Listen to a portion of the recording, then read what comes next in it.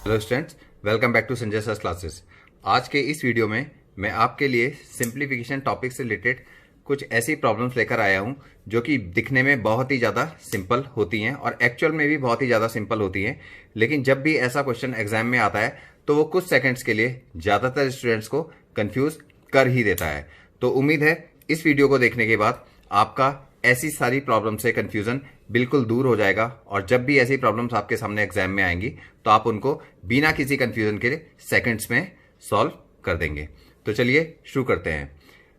जैसे कि आप देखोगे, जैसे मैंने पहला क्वेश्चन आपके लिए लिखा है कि 40 divided by 8 divided by 4 divided by 2, यानी कि कंसेक्यूटिव डिवीजन का क्वेश्चन है। तो जब भी कोई क्वांटिटी लगातार बार बार डिवाइड होती रहती है तो अब बहुत सारे स्टूडेंट्स के दिमाग में आता है कि इसको डिवीजन शुरुआत कहाँ से करने हैं, कि पहले हम यहाँ से शुरुआत करें या यहाँ से शुरुआत करें। तो देखो, पहले सिंपल सी चीज़ समझो, जैसे कि मान लिया कि जैसे कि 40 ऑरेंजेस थे या एप्पल कुछ भी थे, 40 थे या 40 लाख रुपए थे। तो 40 लाख रुपए किसी ने 8 लोगों में बांटे, ठीक है ना। तो सबसे पहले तो शुरुआत तो यहाँ से हुई है ना इस प्रॉब्लम की। 40 तो ओरिजिनल क्वांटिटी तो 40 थी, 40 का डिवीजन हुआ, फिर उसके बाद जो भी वैल्यू आएगी उसका डिवीजन आगे और हुआ है, ठीक है ना। और फिर जो भी वैल्यू आई उसका आगे डिवीजन और हुआ है, यानी कि जो इनिशियली जो डिवीजन स्टार्ट होगा वो स्टार्टिंग से होगा। क्योंकि जैसे देखो 40 आम थे, उनको 8 बच्चों में बांटा, तो जो भी हर बच्चे को 5 आम मिल जाएंगे। फिर अब जो क्वांटिटी आई उसको फिर से 4 हिस्से में बांटा। तो समझ में आई बात, क्योंकि आपको जो डिवीजन करना है वो स्टार्टिंग से होगा। यानी कि सबसे पहले आपके पास क्या होगा, 40 divided by 8 divided by 4 divided by 2, इस तरीके से हमने करना है। तो देखो, जैसे कि 40 डिवाइडेड बाय 8 में करता हूं तो 5 आ जाएगा। तो अब हमारा क्वेश्चन बन जाता है 5 डिवाइडेड बाय 4 डिवाइडेड बाय 2, ठीक है ना। अब हमें ये पोर्शन सॉल्व करना है। तो 5 डिवाइडेड बाय 4, ठीक है ना, ये हुआ ये हमारे पास, डिवाइडेड बाय 2। तो 5 डिवाइडेड बाय 4, अभी देखो सिंपल सा क्वेश्चन को बहुत सिंपल किया जा सकता है, लेकिन मैं अभी आपको पूरा स्टेप के साथ बता रहा हूं कि हो क्या रहा है। तो 5 डिवाइडेड बाय 4 आप करोगे तो 1.25 आ जाएगा, ठीक है ना, 1.25 आ जाएगा, डिवाइडेड बाय 2। तो यानी कि 1.25 को अब आपने 2 से डिवाइड किया। तो जैसे डेसिमल हटा के आप 100 लिख सकते हो यहाँ पे। तो 25 5 जा, 25 4 जा, तो 5/8 हमारा आंसर आ जाता है, ठीक है ना। लेकिन अगर हम बात करें तो देखो ये स्टेप वाइज हुआ कि सबसे पहले आपने क्या किया कि 40 को 8 से डिवाइड किया, फिर जो भी वैल्यू आई, जैसे इस केस में 5 आई थी तो 5 को आपने 4 से डिवाइड किया, फिर जो भी वैल्यू आई उस वैल्यू को आपने 2 से डिवाइड किया। तो जब आपके पास कंसेक्यूटिव डिवीजन का क्वेश्चन आता है तो आपको सिंपली आपको एग्जाम में करना क्या होता है कि आप क्या करो, जैसे ये है हमारे पास 40 divided by 8 divided by 4 divided by 2। तो आपने क्या करना है कि जैसे इनिशियल जो ओरिजिनल क्वांटिटी है 40, बाकी सारे डिवीजन आप डिनोमिनेटर में ले जा सकते हो।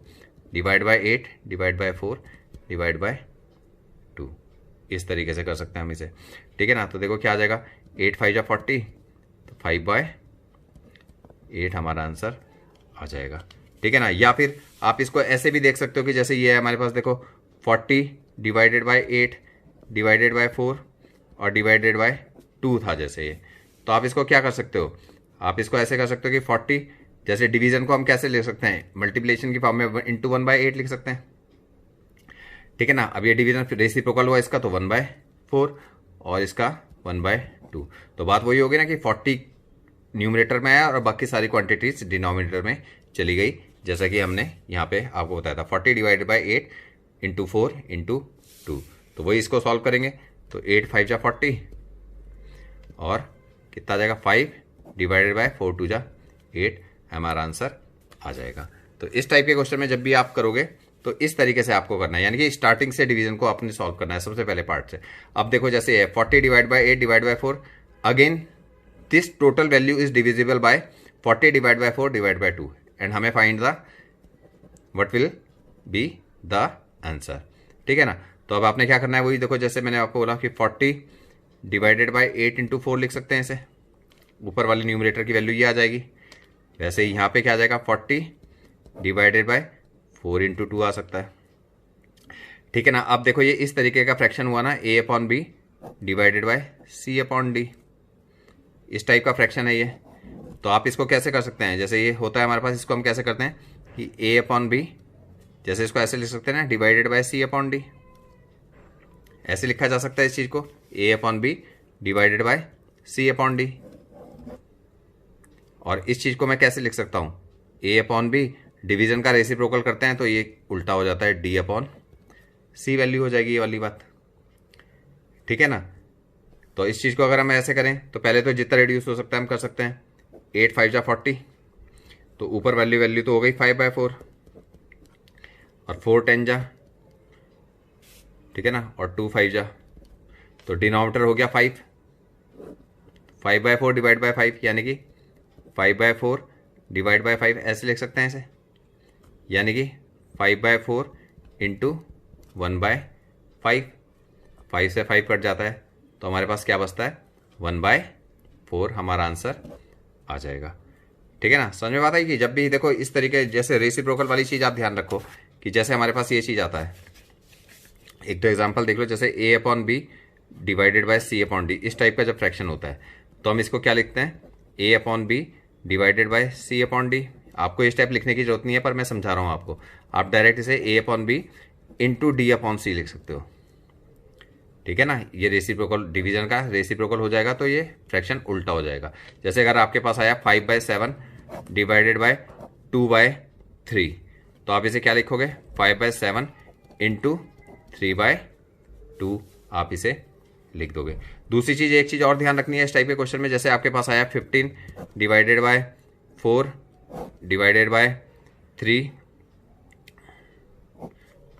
Whole divided by 3 divided by 2 जैसे ही है। तो देखो जब इस तरीके का फ्रैक्शन होता है A upon B divided by C upon D, तो उस केस में आप क्या करते हो कि पहला फ्रैक्शन का न्यूमरेटर डिनोमिनेटर और ये दूसरे फ्रैक्शन का न्यूमरेटर डिनोमिनेटर, तो आप न्यूमरेटर से न्यूमरेटर कैंसिल कर सकते हो और डिनोमिनेटर से डिनोमिनेटर कैंसिल कर सकते हो, जैसे रिड्यूस करने के लिए, जैसे 3 5 जा 15 ये हो सकता है यहाँ पे। अगर ये आपस में रिड्यूस नहीं हो रहा तो आप ऐसे करा करो, पहले 3 5 जा 15 और जैसे ये भी रिड्यूस हो गया 2 2 जा 4, तो देखो नीचे तो कुछ बचा ही नहीं, बस हमारा ओरिजिनल आंसर, जैसे इस केस में क्या हो गया 5/2। या फिर आप जैसे कोई कन्फ्यूजन रहता है तो आप ऐसे कर लो, इसे 15 डिवाइड बाय 4 डिवाइडेड बाय 3/2 यानी कि 15/4 इंटू 2/3, रेसिप्रोकल हुआ ये, 3 5 जा 15 2 2 जा 4, क्या आ गया हमारा आंसर 5/2, ठीक है ना, जो 5/2 हमारा यहाँ पे आया था। तो इस टाइप के फ्रैक्शन में ध्यान देखना कि जब A upon B divided by C upon D की फॉर्म में आता है तो आप उसे इस तरीके से सॉल्व करते हो इस पार्ट को, ठीक है ना। तो चलो वापस अपने क्वेश्चन में आते हैं। तो जैसे यही था हमारे पास 40 डिवाइड बाय 8 इंटू 4, तो हमने इस लिखा 40/8 इंटू 4 और 40 divide by 4 into 2, 40 divided by 4 into 2 जो मैंने पीछे बताया, ठीक है। चलिए अब नेक्स्ट क्वेश्चन करते हैं। जैसे कि नेक्स्ट क्वेश्चन है, देखो 9 डिवाइडेड बाय 3 ब्रैकेट में 1 + 2। अब देखो जैसे ये क्वेश्चन है, इसमें बहुत सारी चीज़ें गलती क्या होती है, देखो जैसे मैं पीछे आपको पहले इसमें यहाँ पे बताता हूँ। जैसे ये क्वेश्चन है 9 डिवाइडेड बाय 3 1 + 2, तो जैसे बॉड मास होता है तो बॉड मास का जो फुल फॉर्म होता है, एक्चुअल बॉड मास की जगह वो होता है वी बॉड मास, ठीक है ना। वर्नाकुलम वी सबसे पहले आता है, बी से, जैसे बॉड मास का जो कंप्लीट फॉर्म होता है वो होता है वी बॉड मास। तो जैसे बी का मतलब होता है ब्रैकेट, ओ का मतलब होता है of, D stands for division, M for multiplication, A for addition and S for subtraction. तो in that way V stands for vernaculum, vernaculum bar, vinculum bar बोलते हैं vernaculum bar, यानी कि सबसे पहले जो सॉल्व होता है किसी भी सिंप्लीफिकेशन के क्वेश्चन में तो वो V सॉल्व होता है, यानी कि वर्नाकुलम यानी कि बार ब्रैकेट, जब किसी नंबर पे बार लगी हुई होती है, जैसे कि अभी आपके पास आगे मैं क्वेश्चन करवाऊंगा। तो ये ऑर्डर होता है हमारे पास सॉल्यूशन का। तो अब देखो जैसे यहाँ पे ऑफ भी आ रखा है, bracket of division multiplication addition subtraction, ठीक है ना। अब देखो यहाँ पे ऑफ तो क्वेश्चन में है नहीं, अगर ऑफ लिखा होता तो बात अलग हो जाती, लेकिन फिलहाल हमारे पास है बी ओ, ये 9 डिवाइडेड बाय 3 1 + 2, 9 डिवाइडेड बाय 3 1 + 2। अब तो इसमें देखो कि कई बच्चों को क्वेश्चन ये होता है कंफ्यूजन कि 9 डिवाइडेड बाय 3 इंटू 3 करें क्या इसे, यानी कि कई बच्चे इसको ऐसे कर देते हैं 9 डिवाइडेड बाय 9, तो आंसर 1 आ गया उनका, ठीक है ना, आंसर 1 आ गया। और अगर हमें इसको ऐसे करूं, कुछ बच्चे इस तरीके से कर देते हैं 9 डिवाइडेड बाय 3 1 + 2 जैसे हमारा प्रॉब्लम है, तो 9 डिवाइडेड बाय 3 इंटू 3, तो कुछ बच्चे सबसे पहले इसे सॉल्व करते हैं, तो 3 3 जा 9 इंटू 3 3 3 जा 9।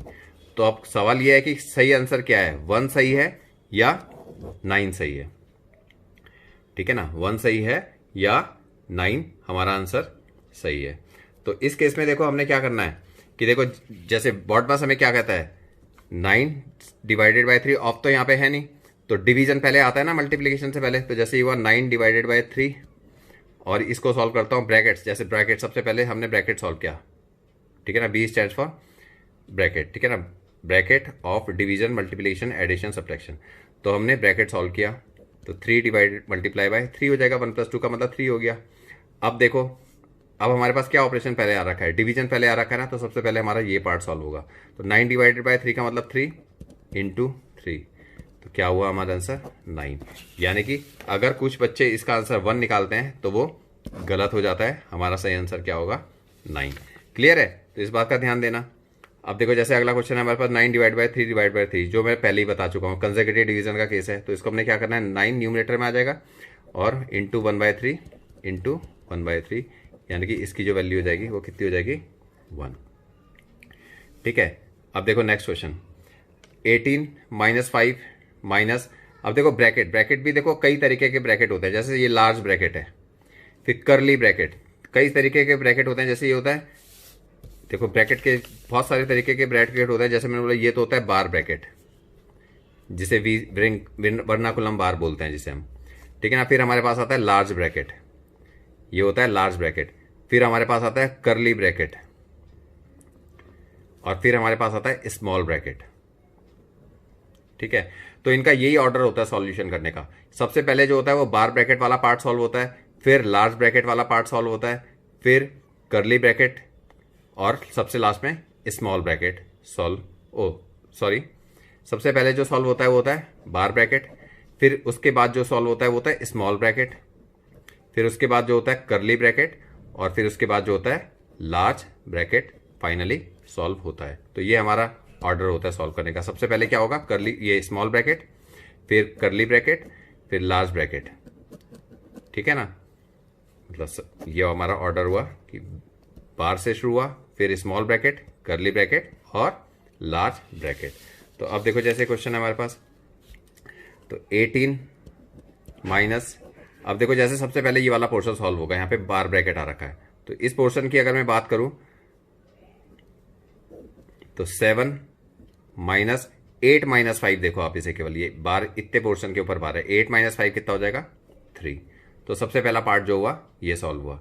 तो पहले ऑपरेशन के बाद हमारा जो सवाल बन जाता है वो ये बन जाता है फिर,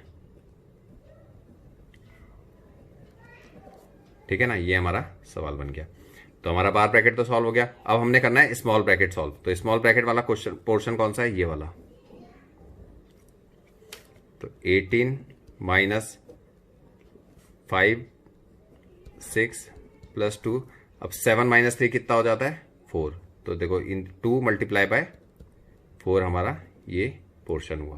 तो ये स्मॉल ब्रैकेट खत्म हो गया क्वेश्चन से। अब हमारे पास केवल करली ब्रैकेट और लार्ज ब्रैकेट बचा है। अब इसके बाद फाइनली आगे देखो 18 - 5 माइनस, अब ये हमने इस करली ब्रैकेट को सॉल्व करना है। तो इसके अंदर दो ऑपरेशन आ रखे, +2 6 + 2 × 4। तो सबसे पहले क्या होगा, एडिशन से पहले क्या आता है मल्टीप्लीकेशन। तो ये हो जाएगा 6 + 8, ठीक है ना। तो 18 - 5 - 6 + 8 कितना हो गया 14, ठीक है ना। तो अब केवल एक ब्रैकेट बचा लार्ज, तो ये क्या हो जाएगा 18 - 5 - 14 कितना हुआ -9, ठीक है ना। अब ये देखो 18 माइनस माइनस मिलके क्या हो जाएगा +18 + 9, तो कितना आ गया हमारा आंसर फाइनली 27। हमारा जो आंसर आ गया वो आ गया 27। आई बात समझ में। सबसे पहले हमने क्या किया कि हमने वर्नाकुलम बार को सॉल्व किया। तो 8 - 5 का मतलब हुआ 3, तो ये बनता है 7 - 3। अब हमने क्या किया दूसरे केस है कि v के बाद किसका आता है स्मॉल ब्रैकेट का नंबर। तो 7 - 3 कितना हुआ 4, ठीक है ना। तो ये 4, इस पोर्शन को सॉल्व करके 4 आ गया, 2 × 4। अब हमने क्या करना है करली ब्रैकेट को सॉल्व करना है। तो इस करली ब्रैकेट के अंदर दो ऑपरेशन थे, एडिशन भी था मल्टीप्लिकेशन भी। तो बॉडमास के अकॉर्डिंग क्या होता है मल्टीप्लिकेशन एडिशन से पहले सॉल्व होता है। तो 6 + 2 4 = 8, 6 + 8 हुआ ये हमारा। तो फाइनली ये करली ब्रैकेट के अंदर जो वैल्यू आ गई वो कितनी आ गई 14। तो 5 माइनस 14, अब 5 माइनस 14 का मतलब हुआ -9, 18 माइनस इंटू -9 यानी कि 18 + 9, तो फाइनली हमारा आंसर कितना आ गया 27। क्लियर है।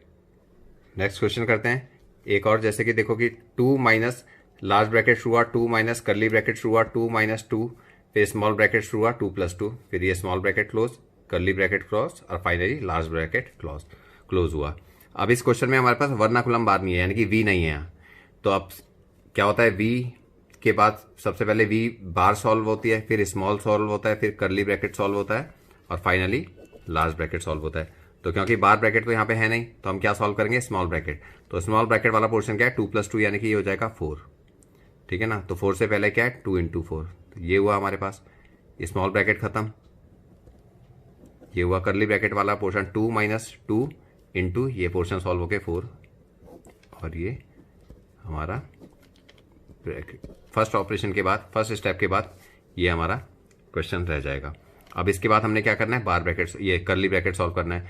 कर्ली ब्रैकेट के अंदर 2 ऑपरेशन है, निगेटिव और यानी कि सब्ट्रैक्शन और मल्टीप्लिकेशन। तो सबसे पहले क्या सॉल्व होगा, मल्टीप्लिकेशन, यानी कि 4 × 2 = 8 और ये 2 माइनस, ठीक है ना। तो हमारा स्टेप हो जाएगा ये। अब अगेन 2 माइनस 2 माइनस, अब ये 2 - 8 का मतलब कितना हुआ, -6। तो ये हमारा कर्ली ब्रैकेट सॉल्व हो गया 2 - 6। ठीक है। 2 - 6 का क्या मतलब हुआ, माइनस माइनस कितना हो जाएगा, प्लस, तो ये बन जाएगा 2 + 6 और ये लार्ज ब्रैकेट के अंदर आ जाएंगी वैल्यू। ठीक है ना। तो कितना बचता है अब, ये 2 - 2 + 6 का मतलब कितना हो जाएगा, 8। तो 2 - 8, तो फाइनली हमारा आंसर कितना आ जाएगा, -6। ठीक है ना। तो देखा है आपने इस वीडियो में सिंप्लीफिकेशन से रिलेटेड कुछ क्वेश्चन कराए थे। ऐसे क्वेश्चन जो होते हैं कंफ्यूज करने के लिए, देखो एग्जाम में जब भी क्वेश्चन आते हैं तो वैल्यू इसी तरीके से दे देते हैं, जैसे 3 3 3 3 दे दिया, 4 4 4 4 दे दिया, 5 दे दिया, 6 दे दिया, 7 दे दिया, यानी कि सेम ही नंबर यूज होता है। तो एसएससी बैंक के एग्जाम में सिंप्लीफिकेशन में बहुत सारे क्वेश्चन इस टाइप के आते हैं और हमेशा हर स्टूडेंट को लगता है कि उसको ये क्वेश्चन तो बहुत ही सिंपल है, लेकिन छोटी सी भी सिली मिस्टेक हो जाएगी और आंसर जो भी उनका गलत आएगा वो गिवन ऑप्शंस में ज्यादातर दिया ही होता है, क्योंकि एग्जामिनर को ये आइडिया होता है कि बच्चा अगर ये मिस्टेक करेगा तो ये आंसर आएगा, ये मिस्टेक करेगा तो ये आंसर आएगा। इसलिए थोड़ा सा केयरफुल रहने की जरूरत होती है इस टाइप के क्वेश्चन में। तो उम्मीद है कि इस वीडियो के बाद आपके ये वाले जो छोटे मोटे कंफ्यूजन थे, जैसे कि इस क्वेश्चन से रिलेटेड एग्जाम में बहुत ज्यादा कंफ्यूजन आ जाता है बच्चों को, या इस क्वेश्चन से रिलेटेड, तो ये कंफ्यूजन शायद अब आपके दूर हो जाएंगे। तो इस टाइप के क्वेश्चन की आप खुद ही क्वेश्चन फ्रेम करके प्रैक्टिस कीजिए। तो जल्दी आपसे अगले वीडियो में मिलते हैं। अगर आपको ये वीडियो पसंद आता है तो आप इसे लाइक और शेयर करें, और कोई भी प्रॉब्लम होती है आपको तो कमेंट सेक्शन में आप कमेंट लिख सकते हैं, उसका मैं जवाब आपको दूंगा। और मैं जल्दी कोशिश कर रहा हूँ कि मैं आपको टॉपिक वाइज पढ़ाना शुरू करूँ। तो जैसे ही मुझे अब टाइम मिलता है तो मैं रेगुलर बेसिस पे 2 वीडियो पर डे डालने की सोच रहा हूँ और मैं टॉपिक वाइज पढ़ाने की सोच रहा हूँ। तो आप बताओ कमेंट सेक्शन में कि क्या ये मुझे करना चाहिए, या लाइव क्लासेस के लिए भी मैं सोच रहा हूँ कि लाइव क्लास शुरू करता हूँ।